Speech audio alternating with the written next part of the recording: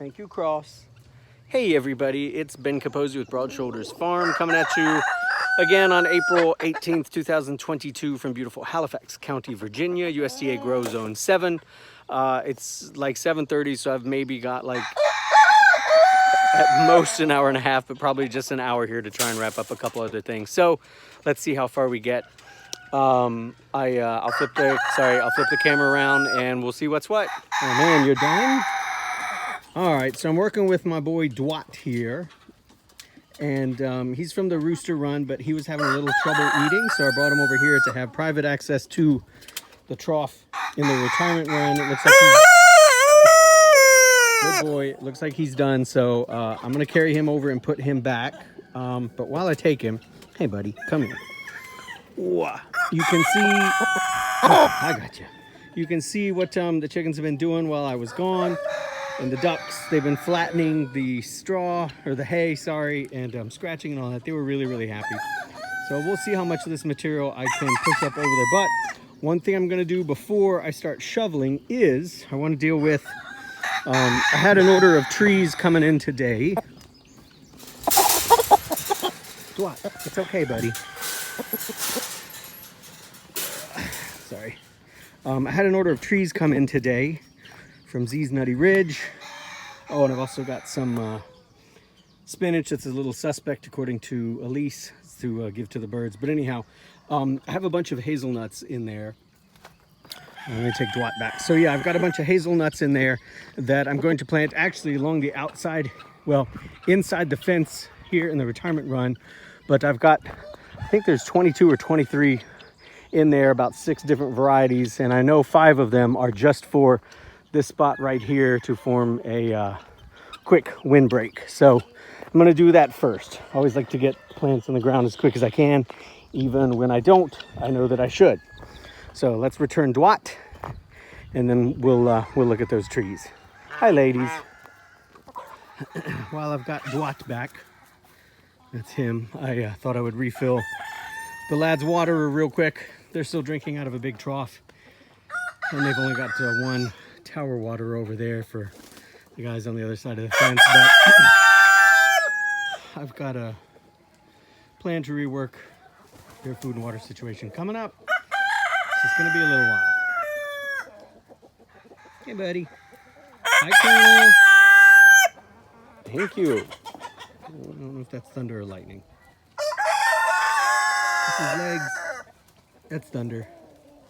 I grabbed a couple out of service tall cages to, I'm gonna cut these in half so that I'll have 4 that I can use to protect those hazelnuts once I get them in the ground, because to plant them in the chicken yard with no protection, you might as well just throw them away. And as long as I'm here, hi ducky, hi buddy, hey dude. I'm passing through the waterfowl paddock, and I might as well top off their water for the evening, so let me get that done. Hi Gerhardt, have you found a hidey hole? He's like Bart. He finds these little, he finds a little fort, and he gets real happy, he hops in there and he sings. He's very domestic. But yeah, Bart does that too.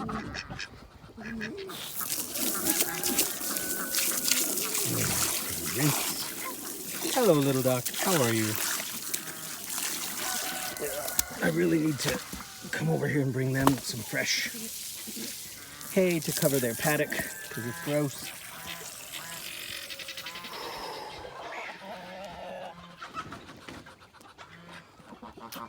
Hey Bart, as long as I'm here, go over there. One, I don't know where the other one is. I'm sure it's around. Yes, he is.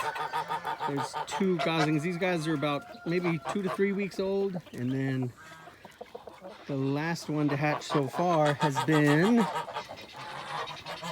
Runting. Where are you? There you are. Hello. Hi, Tex. Hi, Margot. Margot hatched out Runting. And Runting was a little slow, having difficulty walking, just wasn't getting up. Didn't have a lot of pep in her step for the first few days, so I put her in with Margot, and put the feed bowl in there and would just literally place her inside the feed bowl, and made sure she had plenty of fresh water that she could reach. And a couple days of doing that, and now she's fine, though she still likes staying in the house, which is totally fine. Hi, Sophia. Hi, baby.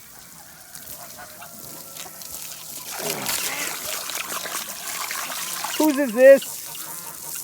I'm gonna tell him. Put it in the tomato patch to add some calcium when the tomatoes get planted.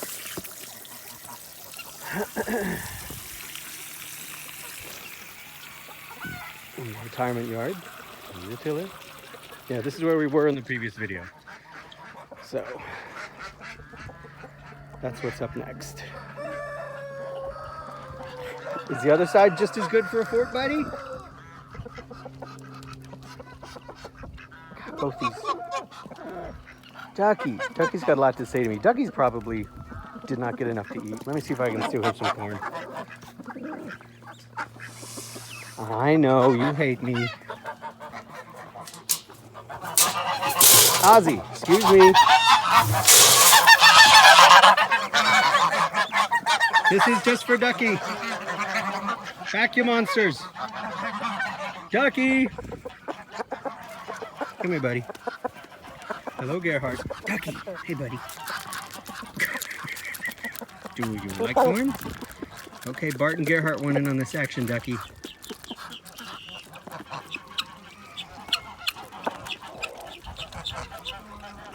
All right. Watering is done. Let's look at those trees. All right. Check out the packing slip. Not supposed to be anything missing, so yeah, everything's there. Okay, groovy. Now, the one that gets planted, the ones are the pretty one. Perfect, look at that. Very first one I go to. This variety here is called the pretty one. They recommend as a really good one for a hedge. I mean, honestly, you could make a hedge out of probably any hazel cultivars. But this one, I guess, just maybe the nuts are good, maybe not great. Anyhow, that's where it's going. So I'm gonna need 2 hands and my knife to cut this out. So let me get that taken care of and I'll bring it out. But yeah, Z's Nutty Ridge in upstate New York. I've been buying from them. This is probably my 3rd year buying from them. Great selection of chestnuts and hazelnut varieties. American hazelnut varieties that are blight resistant as tested in their area. So, yeah. All right. Let me get these out and we'll get them planted. So let's let these pre-soak. Really beautiful root structure system, but let's let them pre-soak in there with that fig from earlier today before I plant them. Let them soak a few minutes. And while that's happening, let me get that spinach for these guys. Yeah. I can see what Elise was talking about. Some of this looks a little slimy, and I did just buy this the other day. Man, I can't wait to get greens going here at the garden. Let's stop buying anybody else's produce. We usually get tons of kitchen scraps from a great local restaurant that's been a real friend of the farm, but damn, they've been closed for the past few days. Unfortunately, they had a COVID scare, so when that's over, though, we'll be back to getting great stuff from them. Chick, chick, chick, chick, chick, chick, chick, chick. It's greens.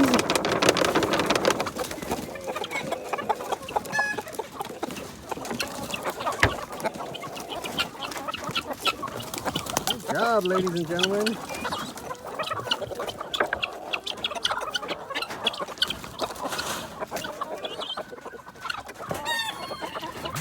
Look at that. Oh, just greens. Yes, just greens.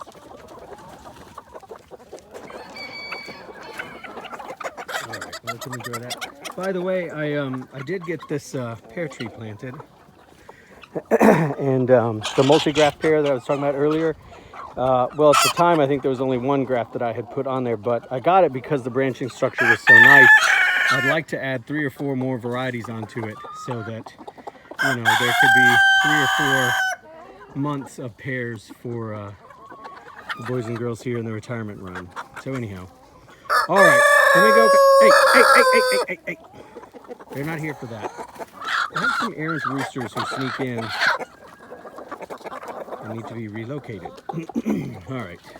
let me get my wire cutters and I'll make the cages to protect these hazels before we put them in. All right, so it's getting dark, but I'm just making some of these cages to protect the birds. Sorry, the birds, the trees, the plants. This is a 3 foot tall, so it's 36 inches, 2 inch by 4 inch, excuse me, welded wire fencing. Got it at the Tractor Supply store, and I just count the sections, so I go down 1, 2, 3, 4. I know there are 9 sections in this, so 5 is the midway point. So I just go through here and I cut all of them at 5. I saved one last one for this video. And now got 2 cages. What you do is, since I cut that last section halfway, I have these spiked pointy feet that stick right into the ground really, really well. So, all right, let me get these in. Sorry, let me get the other one cut. I've already dug the holes and we'll be back. All right, all 5 of the pretty one variety hazels are in the ground. So I use a post hole digger. They have beautiful roots on this. 1, 2, 3, 4, 5. They recommended for a hedge putting them on 4 to 6 foot centers. I probably put them on 3 to 4 foot centers. And the 5 brought me right down to here, which leaves a really nice space right here for another small shrub, some comfrey, maybe a blueberry bush, gooseberry currant, something to put there underneath that shell of Alabama apple tree that I'm espaliering against the fence line there. Quick thing about these cages, because I was thinking you may be wondering, you may be asking 2 things. One, wait a minute, didn't you just say that you're building this edge here up to be a slightly raised bed? Aren't you going to throw a bunch of soil on this? Are you not worried about covering up the root flare or whatever and doing bad things to these small trees? Because they are hazels, no, I'm not. Hazels do not mind having a lot of soil at the root base because they will sucker readily, and that's actually a really good way to propagate them clonally if it's one that you like. So even though these are seedlings and they'll all be slightly different, they're seedlings of that variety they're growing at Z's Nutty Ridge called the Pretty One. They're not clones. So I'm not worried about piling up dirt and mulch and anything around the bases of them. It will only make them produce more tree. So there's that. And the other thing is, you may be thinking, well, wait, these 2x4 welded wire fences, like that is easy for little cages. Sorry, that is easy for a chicken to reach its head in there. I can, get my hand in there. So a chicken can get their head in and eat the leaves, no problem. That is true. And so again, I'm not super worried though, because these are woody perennial shrubs. If I was trying to grow lettuce or mustard or, some kind of delicate green in there, I would be worried, but they could completely defoliate this and it would still come back because the roots on these are so good. But long term, I'm not really worried about it because hazels grow pretty fast. They'll get up above the chicken browse soon enough. And I also think that with all the works that are going on in here over the next few days, there's going to be enough stuff moving forward to occupy their attention, so they won't really be interested in these. But if they do become a problem, I can always wrap an additional layer of, say, like chicken wire around it, which would prevent them from getting it, or I can expand the rings, make bigger rings so they can't get close enough to grab any of the branches. So I got options, but that's where we are. Hi, Tangiers. There's Tangiers and Grace and Emma. Is that Franny? Maybe Franny. Anyhow, so the sun has set and it's getting dark, and I don't think my camera is going to pick up much more. So I may just throw a little bit of dirt, excuse me, in here up onto the side, but I think I'm done for the day for part 2 here. This is all I was able to do today. So I'm pretty proud with it, but happy with it, but I wish that I'd had, a whole another half day and then a half day tomorrow, but that's not in the cards. So I hope you enjoyed this marathon sprint. This is actually kind of fun. I didn't know how this would go. If you like these sorts of videos when I work on a project and I do these kind of step-by-step updates, let me know in the comments. If you thought this was not your thing, let me know that too. All right, you can follow the farm at Broad Shoulders Farm on Facebook and Instagram. questions, concerns, comments, helpful critique are always welcome. Wherever you are, I hope that you are happy, healthy, and well. And please continue to stay that way. I'll catch you guys later. Good night. It's time to put the birds to bed. All right, y'all, I got the flash on. I'm gonna start putting all the rest of the other birds to bed, but we got a decent amount done here, so I'm pretty pleased with this.